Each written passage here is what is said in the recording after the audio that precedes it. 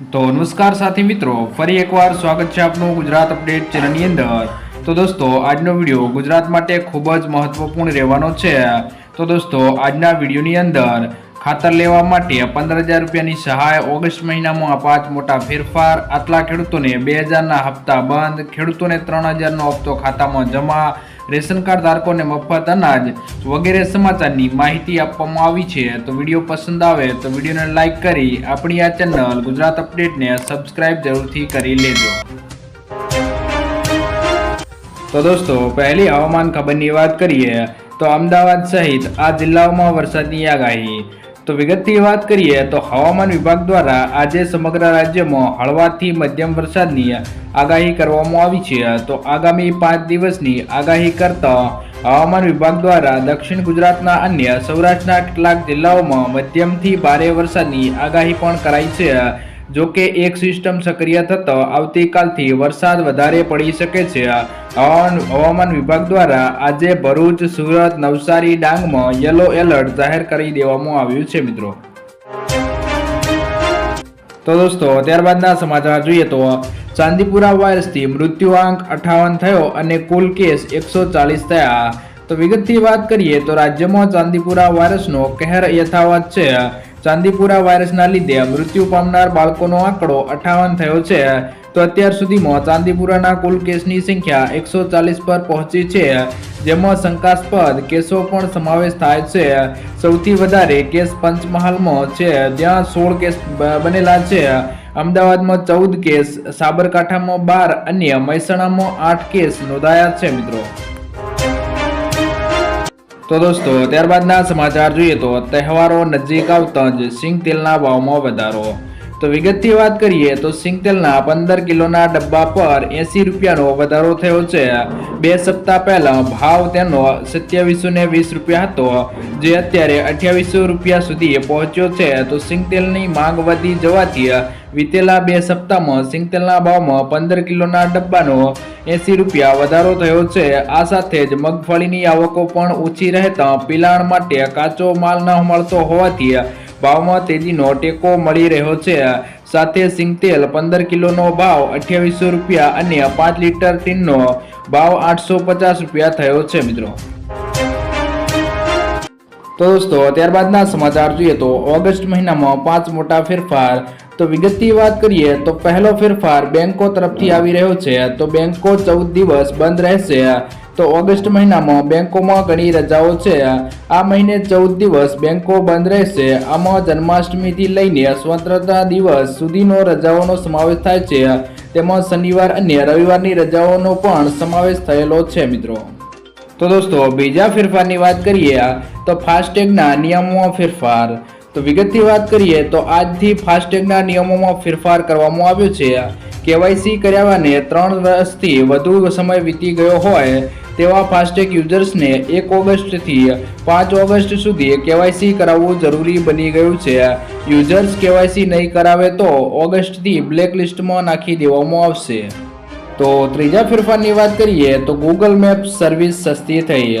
તો Google મેપ્સની service આજથી સસ્તી થઈ ગઈ છે।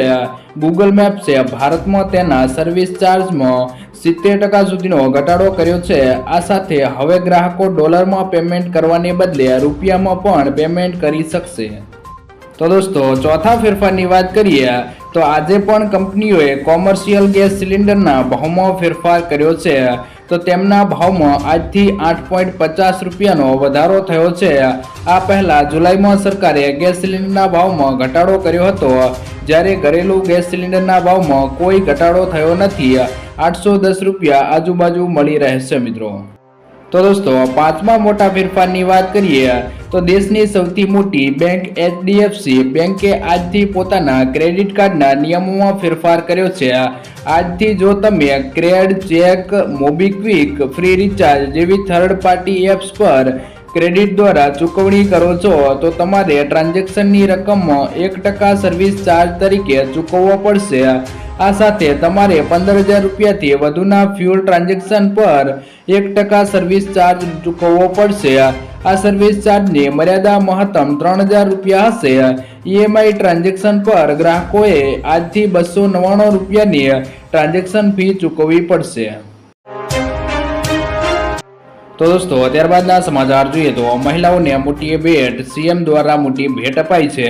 તો વિગતની વાત કરીએ તો 31 જુલાઈએ મુખ્યમંત્રી ભૂપેન્દ્ર પટેલે જણાવ્યું હતું કે વડાપ્રધાન નરેન્દ્ર મોદીએ દેશભરની માતાઓ અને બહેનોને આર્થિક રીતે આત્મનિર્ભર બનાવવા માટે 3 કરોડ લખપતિ દીદીઓનો બનાવવાનો સંકલ્પ કર્યો છે અને ગુજરાતે આવી 7.50 લાખ મહિલાઓને લખપતિ દીદીઓ બનાવવાનો નિર્ધાર કર્યો છે. તેમણે કહ્યું છે કે વડાપ્રધાને આ વર્ષના બજેટમાં મહિલાઓ માટે 3 લાખ કરોડ રૂપિયાની વિવિધ યોજનાઓ આપી છે મિત્રો. તો દોસ્તો ત્યારબાદના સમાચાર જોઈએ તો રેશન કાર્ડ ધારકોને મફત અનાજ.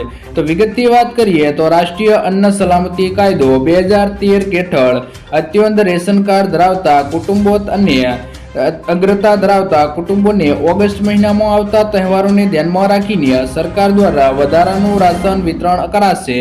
જેમાં અગ્રતા ધરાવતા કુટુંબોને મળવાપાત્ર જથ્થો પ્રતિ વ્યક્તિ મુજબ 2 કિલોગ્રામ ઘઉં, 2 કિલોગ્રામ ચોખા તથા 1 કિલોગ્રામ બાજરી વિનામૂલ્યે તથા અત્યંત કાર્ડને મેળવવાપાત્ર જથ્થો જેમાં કાર્ડ દીઠ મહત્તમ 15 કિલોગ્રામ ઘઉં, 15 કિલોગ્રામ ચોખા તથા 5 કિલોગ્રામ બાજરી એમ કુલ 35 કિલોગ્રામ વિનામૂલ્યે અનાજ વિતરણ કરવામાં આવશે મિત્રો.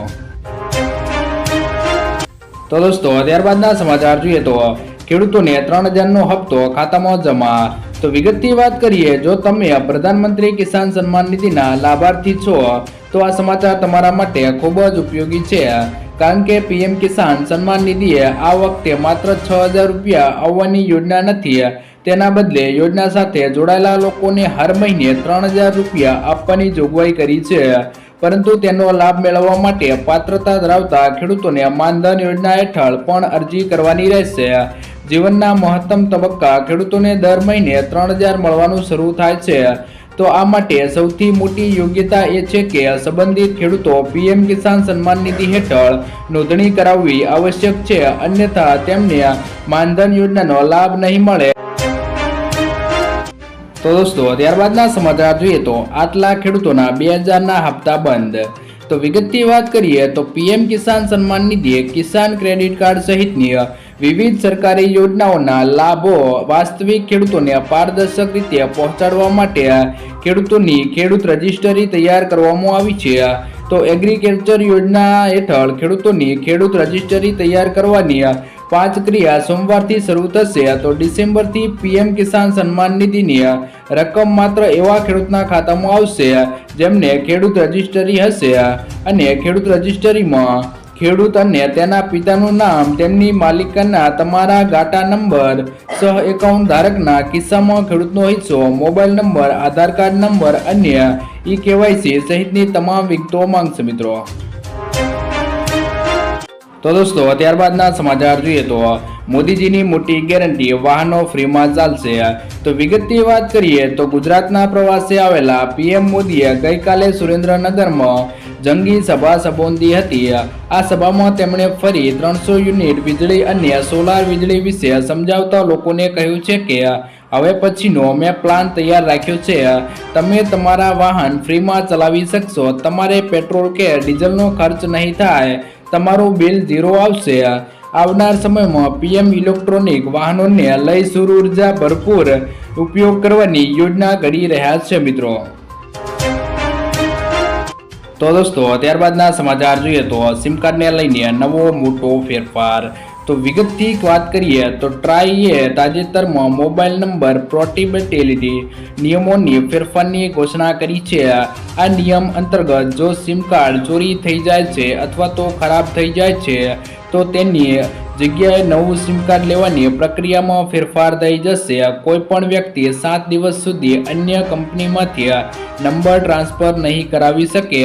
ટેલિકોમ કંપનીઓ સિમ બદલવા કે નવું સિમ લેવા માટે 7 દિવસ પૂરા ન થાય ત્યાં સુધી યુનિક પોસ્ટિંગ કોડ આપી શકશે નહીં. આ નિયમને 1 જુલાઈ 2024થી લાગુ પણ કરી દેવામાં આવ્યો છે મિત્રો.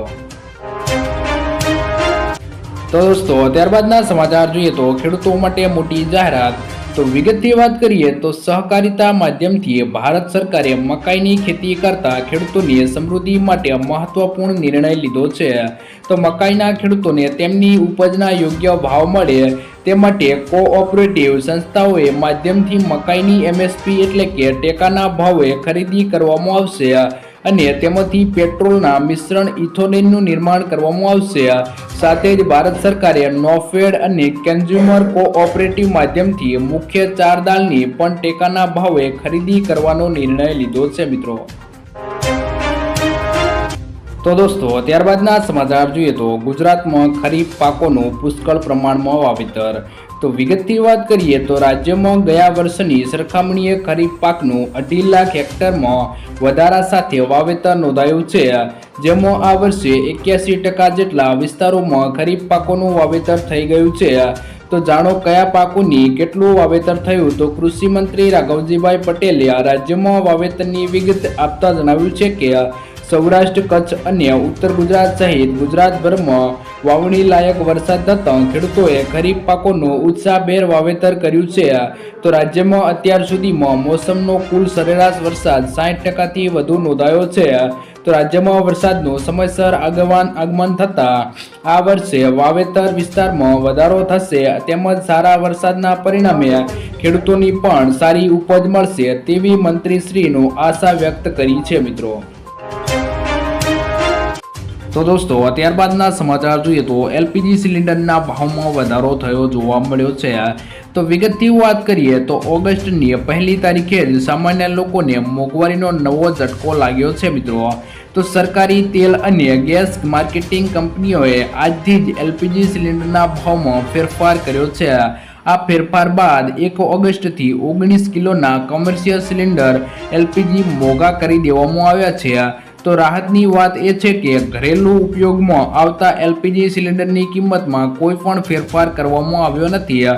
સરકારી ઓઇલ કંપનીઓ દ્વારા જારી કરવામાં આવેલા નોટિફિકેશન મુજબ આજથી દેશના વિવિધ શહેરોમાં એલપીજી સિલિન્ડરની કિંમતમાં લગભગ 8 થી 9 રૂપિયાનો વધારો કરી દેવામાં આવ્યો છે। જોકે આ વધારો માત્ર 19 કિલોના કોમર્શિયલ એલપીજી સિલિન્ડર માટે જ છે। આ વખતે પણ ઘરેલું ઉપયોગ માટેના એલપીજી સિલિન્ડરની કિંમતમાં કોઈ પણ ફેરફાર કરવામાં આવ્યો નથી। તો દોસ્તો ત્યારબાદના સમાચાર જોઈએ તો વહાલી દીકરી યોજના સરકારની મોટી જાહેરાત। તો વિગતથી વાત કરીએ તો શિક્ષણથી લઈને લગ્ન સુધી ગુજરાતના દરેક માતા પિતા સરકારની વહાલી દીકરી યોજના વિશે જાણી લેજો મિત્રો। તો સરકાર અને ગુજરાત સરકાર દ્વારા દીકરીઓ અને મહિલાઓ માટે અનેક યોજનાઓ બહાર પાડવામાં આવી છે, જેમ કે બેટી બચાવો બેટી પઢાઓ, સુકન્યા સમૃદ્ધિ યોજના, વિધવા સહાય યોજના, ગંગા સ્વરૂપા આર્થિક પુનઃ લગ્ન યોજના, વહાલી દીકરી યોજના વગેરે યોજનાઓ બહાર પાડવામાં આવે છે। ત્યારે અમે તમને જણાવી દઈએ કે તમે વહાલી દીકરી યોજના અંગે માહિતી આપવાના છીએ। તો આ યોજના હેઠળ દીકરીને ₹1,10,000નો લાભ મળે છે। મહિલા અને બાળ વિકાસ વિભાગ દ્વારા વહાલી દીકરી યોજના 2024 બહાર પાડવામાં આવી છે।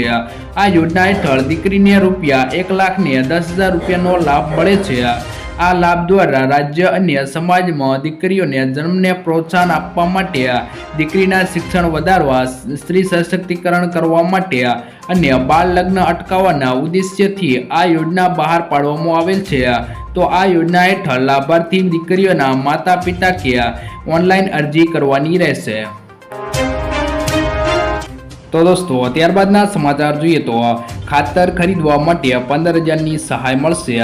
તો વિગતથી વાત કરીએ તો ભારતના પ્રધાનમંત્રી શ્રી નરેન્દ્રભાઈ મોદીજી દ્વારા ખેડૂતોના કલ્યાણ માટે ઘણી યોજનાઓ બહાર પાડવામાં આવે છે। તો ખેડૂતોને સીધો લાભ મળે તે હેતુથી પ્રધાનમંત્રી કિસાન સન્માન નિધિ યોજના વગેરે યોજનાઓ બહાર પાડેલી છે। તો ગુજરાત રાજ્ય સરકાર દ્વારા પણ અનેક યોજનાઓ ઓનલાઈન મૂકવામાં આવેલ છે। તો ખેડૂતોની આવક બમણી કરવા તથા ખેતીના ખર્ચને ઘટાડવા માટે આ યોજના બહાર પાડવામાં આવેલ છે। તો રાજ્ય સરકાર ખેતીમાં ડ્રિકર ઇરિગેશનનું પ્રમાણ વધે તે હેતુથી વોટર સોલ્યુબેશન ખાતર યોજનાનો લાભ આપવામાં આવે છે મિત્રો। તો દોસ્તો ત્યારબાદના સમાચાર જોઈએ તો નીતિન ગડકરીનો મોટો નિર્ણય. તો વિગતની વાત કરીએ તો નીતિન ગડકરીએ એક મોટો નિર્ણય લેતા ડાલની ટોલ સિસ્ટમ નાબૂદ કરી દીધી છે. તેમણે સેટેલાઇટ આધારિત ટોલ વસૂલાતની જાહેરાત કરી છે. ગડકરીએ કહ્યું છે કે આ સિસ્ટમ લાગુ કરવા પાછળનો ઉદ્દેશ્ય ટોલ વસૂલાત વધારવાનો અને ટોલ પ્લાઝા પર ભીડ ઘટાડવાનો છે. આ પહેલા ગડકરીએ કહ્યું હતું કે હવે સેટેલાઇટ આધારિત ટોલ કનેક્શન થશે. તમે જેટલી મુસાફરી કરશો તેટલા પૈસા કપાશે.